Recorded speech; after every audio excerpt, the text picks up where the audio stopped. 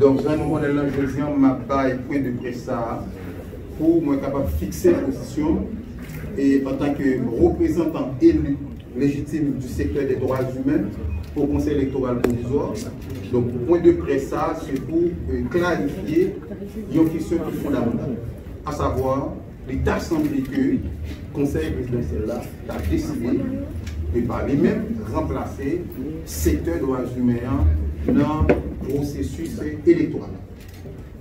Article de rappel, le 26 août 2024, sous l'observation de l'Office de la protection du citoyen, du Conseil supérieur du pouvoir judiciaire et de la presse, en fait la le secteur droits humains est organisé une élection démocratique, une élection principale, une élection publique, dès qu'il y a une élection, ça a gagné 86 organisations qui répondent à critères qui étaient définis pour l'organisation de cette élection. Je dis participer. Dans l'élection, ça, c'est un exercice démocratique, bien sûr. Moi-même, j'ai des gens qui ont gagné 81 voix. Et que le candidat qui est venu après a gagné 3 voix. Et en troisième et dernière position, il a gagné 2 voix. Et l'élection, ça m'a rappelé, nous, elle était faite sous base 3 documents spécifiques. D'abord, une lettre, côté que le 8 juillet, le Conseil présidentiel de transition qui écrit cette organisation pour coordonner le processus pour le secteur. Pas pour faire, pour coordonner le processus. Et qu'au deuxième correspondance qui était adressée encore à ces organisations de 8 août 2024 pour réaffirmer le choix que le secrétaire a fait de l'ensemble de ces organisations pour coordonner le processus. Et 2 lettres, ça a été accompagné d'un document majeur, à savoir un document qui est les termes de référence, c'est-à-dire qui définit d'une part les compétences que nous avons gagnées, mais d'autre part les critères exigés par la Constitution. Parce que quand on parle du Conseil électoral, attention, c'est un organe qui est chargé de réaliser les élections, et ce exercice démocratique. Donc 3 documents, ça, que nous cadre spécifique, c'est nous-mêmes qui étaient encadrés processus. Maintenant, élection est faite et que résultat de l'élection, ça nous transmettre à Conseil présidentiel de transition pour suivre. Maintenant, participation, organisation dans le processus, qui ça exactement? C'est un droit démocratique. Son acquis démocratique. En ce sens que c'est la Constitution qui dit que voici les 9 secteurs qui doivent former Conseil électoral. Ce n'est pas seulement la Constitution, c'est aussi le droit international des droits de l'homme. Parce qu'il y a la Déclaration universelle des droits de l'homme, par exemple l'article 21, qui consacre le droit de participer aux affaires publiques. Et même article ça, les reprennent par les récipients internationaux de protection des droits de l'homme, savoir, par exemple, le pacte international se rapportant aux droits civils et politiques, ainsi que la Convention américaine relative aux droits de l'homme. Mais à part de ces textes que nous considérons comme des instruments internationaux de protection des droits de l'homme, il y a les principes démocratiques. Parce que la démocratie repose sur la participation citoyenne. C'est citoyen qui c'est pilier essentiel même de démocratie. Maintenant, nous avons constaté le 18 septembre 2024, Conseil électoral, alors, le Conseil présidentiel de transition, les publié, les nommé au Conseil électoral de 7 membres, sans explication.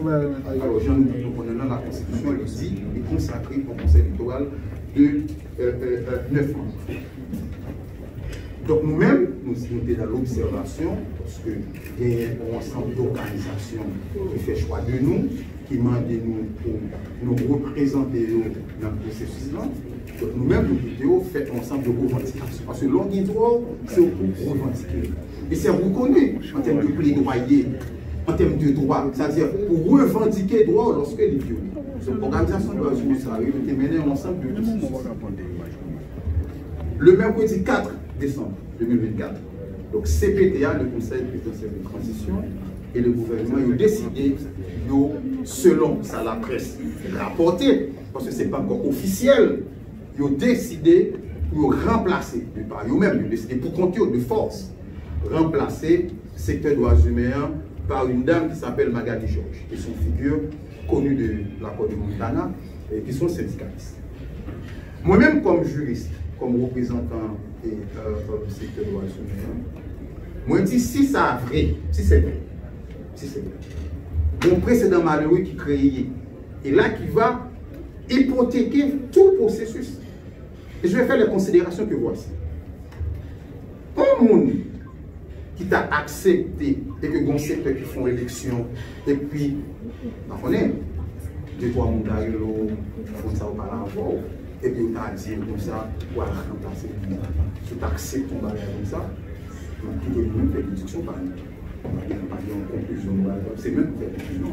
Si le conseil électoral chargé d'organiser les élections générales, le référendum, qui pourrait permettre que les citoyens capables d'exercer ce droit démocratique, à savoir choisir ses représentants, choisir ses gouvernants, le citoyen, c'est-à-dire le monde qui est là pour agir pour lui-même, parce que nous ne sommes pas en démocratie directe. Et puis, lorsque le citoyen ça lui-même, il peut choisir le représentant qui sa capacité. C'est la première question qu'on doit se poser. Est-ce que pour le monde accepte ton bagage comme ça? La deuxième question, ou bien encore deuxième considération que je vais faire sur ça, si le conseil présidentiel prend une telle décision, si, parce que je n'ai pas encore vu l'arrêter, c'est pas fait. Donc de manière consciente ou inconsciente, la transition lit déjà soulevé de grandes préoccupations. Quand je parle de transition, pas oublier que nous sommes dans une période exceptionnelle. C'est-à-dire que nous pas des présidents élus, mais un processus qui était mené conjointement pour arriver à sortir le pays de l'impasse de cette crise, dans la grande crise post-86. Donc, CPT qui a un mandat pour mener transition conformément à l'accord du 3 avril, y compris la Constitution, parce que lors même que nous sommes dans une période exceptionnelle, mais en matière de gouvernance publique, en matière de gouvernance tout court, on se réfère toujours à la Constitution, parce qu'il s'agit d'agir, il est question d'agir pour le compte de la cité, pour le compte de chaque citoyen, pour votre compte, chacun de vous.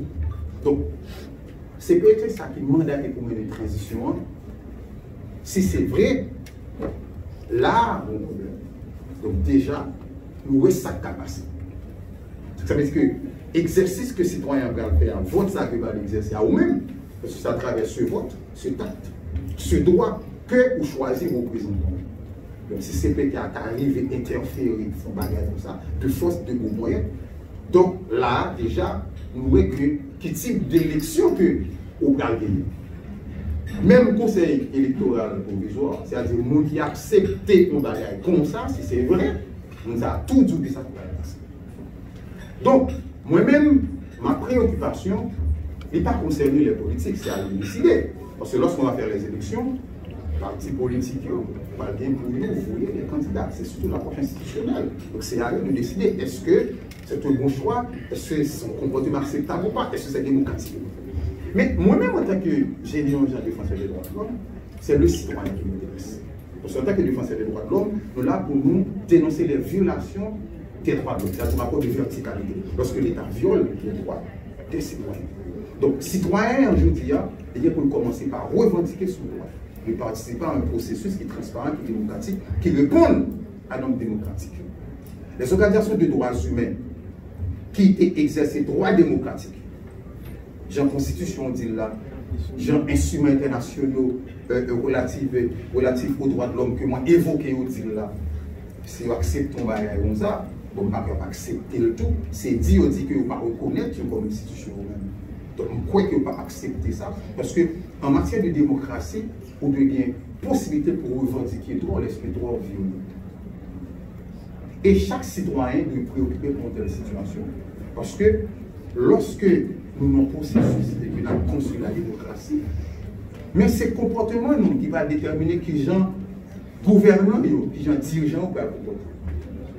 Donc chaque monde a une responsabilité.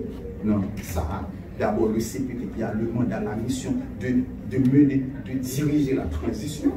conformément à l'accord du 3 avril, mais de manière plus large, conformément au principe démocratique. Il y a Mme Magali qui a accepté ton bagage comme ça de la voix de Montana. On a quitté nous tirer pour conclusion par nous. Et l'organisation de droits humains, c'est qu'on fait avec ces droits que vous gagnez. Parce que c'est l'organisation, pas oublier que le droit, ça, il est reconnu, il est consacré par la Constitution. Ce n'est pas un monde qui décide qui l'organisation ou pas. Non, non, non.